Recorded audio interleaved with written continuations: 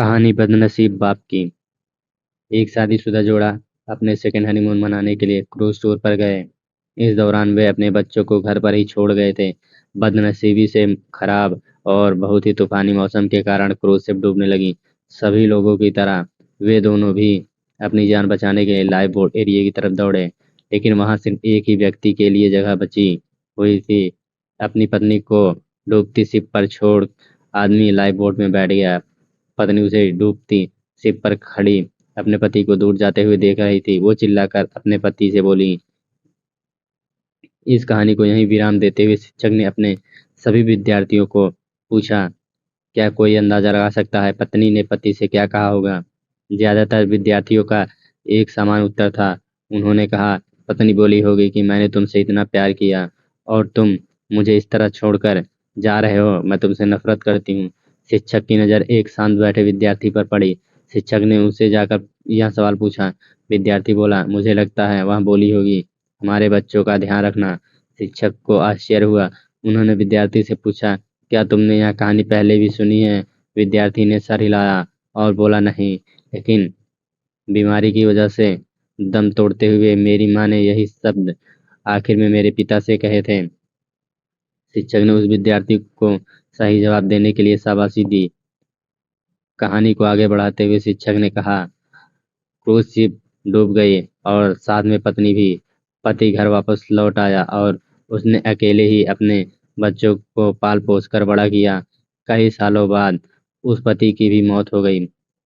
एक दिन उसकी बेटी, जो उसे अपने माँ का माँ की मौत का जिम्मेदार मानती थी, अपने पिता के सामान को साफ करते हुए उसे एक डायरी मिली, जिसे पढ़कर उसे सच्चाई का पता चला।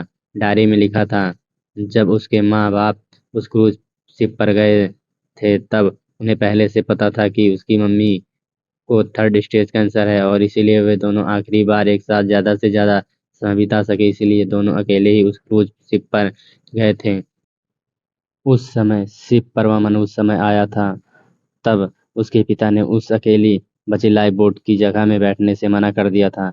उन्होंने डायरी में लिखा था कि वहाँ भी अपनी पत्नी के साथ ही उस डूबती हुई शिप में डूब जाना चाहते थे, लेकिन सिर्फ और सिर्फ उनके बच्चों के लिए अपनी पत्नी की कसम देने के बाद उनको उसे अकेला छोड़कर उस लाइफ बोट में सवार होना पड़ा।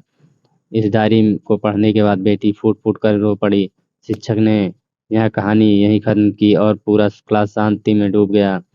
यह शांति देख शिक्षक को पता चल गया कि वह इस कहानी के जरिए जो सीख अपने विद्यार्थियों तक पहुंचाना चाहते थे वह पहुंच चुकी है। इस दुनिया में अच्छे और बुरे हर तरह के लोग हैं, लेकिन कभी कभी परिस्थितियां ऐसा विकराल रूप ले लेती हैं कि आप अच्छे और बुरे का फैसला नहीं कर पाते। इसीलिए कभी भी हमें कोई भी फैसला लेने में जल्दबाजी नहीं करनी चाहिए। सिर्फ बाहरी चीज़ों को जान लेने से किया गया फैसला कभी भी सही नहीं हो सकता।